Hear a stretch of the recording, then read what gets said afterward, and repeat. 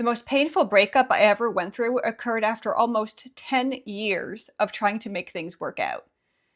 No, it wasn't a man who shattered my heart and crushed my soul so badly. It was a novel.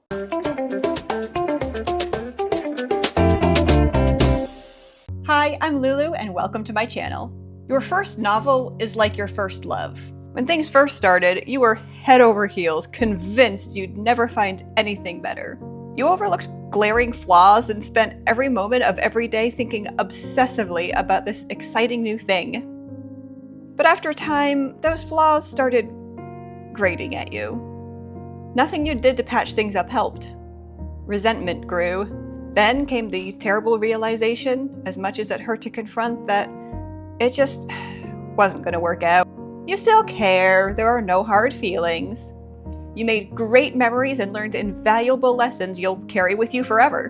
But it's time to let go and move on. Better things are ahead of you, and clinging to the idea of what used to be will only drag you down. It was late in the summer of 2023 when I realized it was time to break up with my first novel. A trilogy, actually, 2 of which I wrote out in full, 1 which was completely outlined and drafted. Whew boy, was that a hard decision.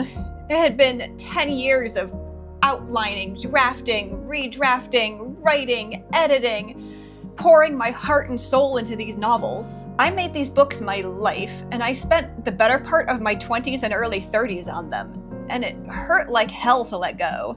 But you know, once the breakup was official, I felt £1,000,000 lighter.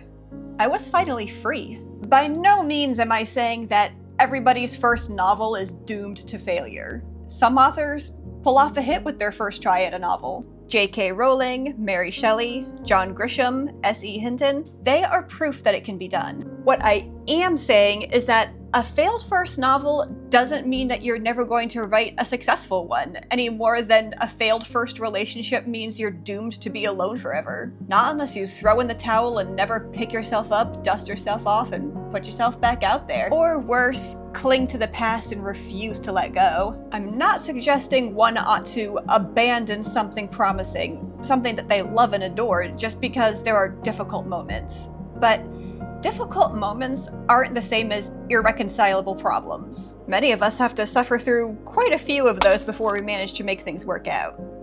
As my uncle says about his marriages, 3rd time's the charm.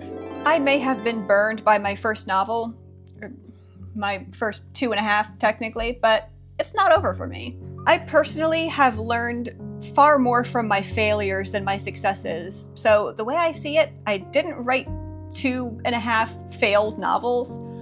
I took 2.5 very thorough lessons on how to and how not to write a novel. As Carla Hoach writes in Fight Right Round 2, some books are intended for creation rather than consumption.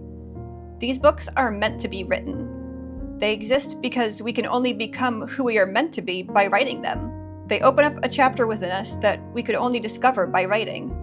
Yes, I do look back on the really wonderful parts of those old books and dream of trying to make things work out.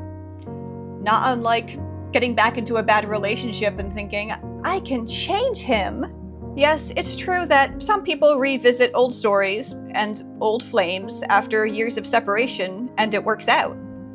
Perhaps their first attempt was made at the wrong time in their lives. It's possible I'll return to my trilogy in 10 years declaring, It wasn't over.